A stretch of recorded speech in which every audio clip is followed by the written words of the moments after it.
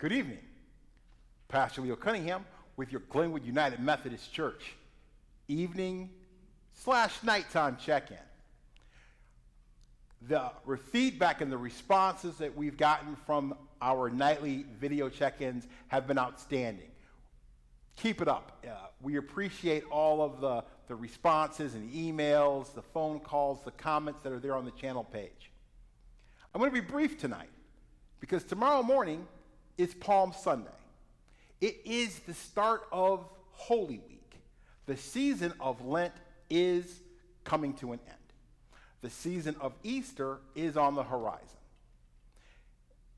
There are lots of things that we would normally be starting to prepare for. Maundy Thursday service, a Good Friday service. We had plans to do Good Friday with several other United Methodist churches here on the west side of Columbus.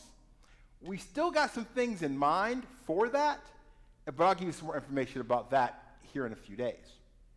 You're going to want to make sure you are receiving the emails from the church office. Periodically, we are sending things out via email.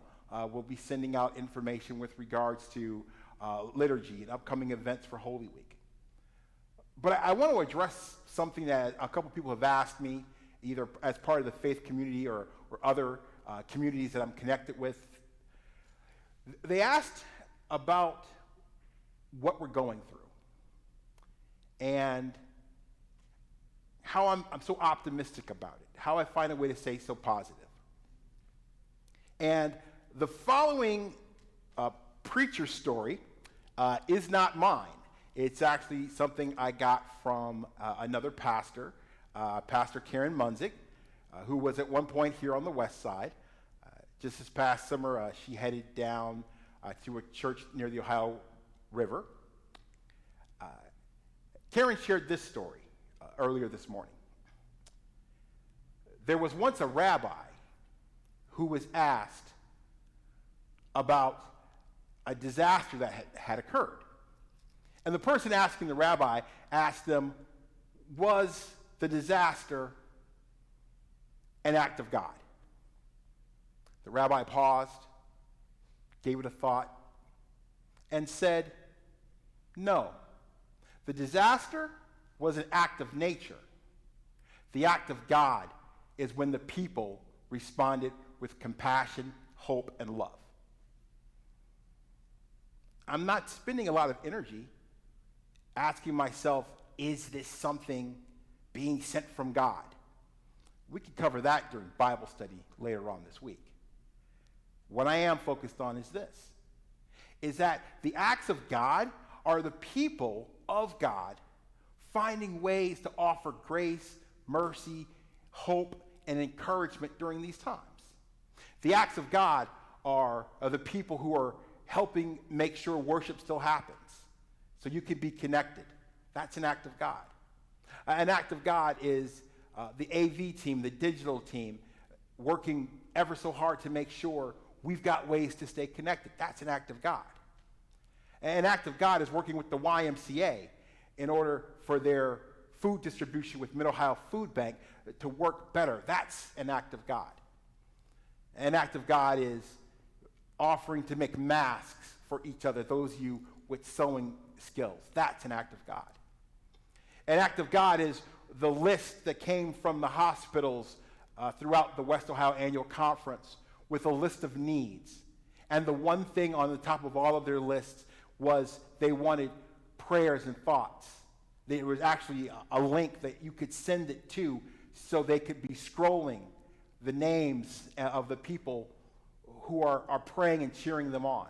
If you've not seen that email, if you've not seen that link, it's on the Facebook page. I can repost it, and I can always just send it out in the Monday email to everybody. Those are acts of God.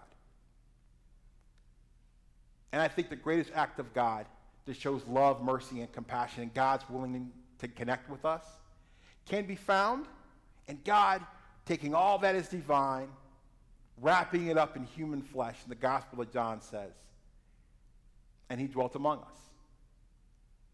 Holy Week. And we're going to go on a journey through Holy Week. It starts with the it starts with the Palms, and it takes us to the Passion. It starts with people shouting Hosanna, and it's going to end with people yelling Crucify him. But we'll talk about that in tomorrow's message. So it is getting late. It is getting dark. We've got a live stream to happen tomorrow morning right here on the YouTube channel. We're asking that you click the subscribe button, also click the like, and also make sure you are following us on various places for social media, as well as making sure you're checking into the church's website periodically. It's Pastor Leo Cunningham. One more thing. Yesterday, I said there was a verse from Ephesians. It wasn't Ephesians, it was Ecclesiastes. And as soon as I said it, I realized I was giving you a New Testament book, not an Old Testament. So the verse about people working together, where there are three or more that are binded together, it's Ecclesiastes. It's not Ephesians. It's okay. I figured it out. See? Not everybody's perfect. We all make mistakes, and you've got to be humble enough to own them. Well, anyway, like I said, it's getting late. I appreciate you spending some time with me this evening. It's Pastor Leo Cunningham, Glenwood United Methodist Church. I will talk to you tomorrow morning. Good night.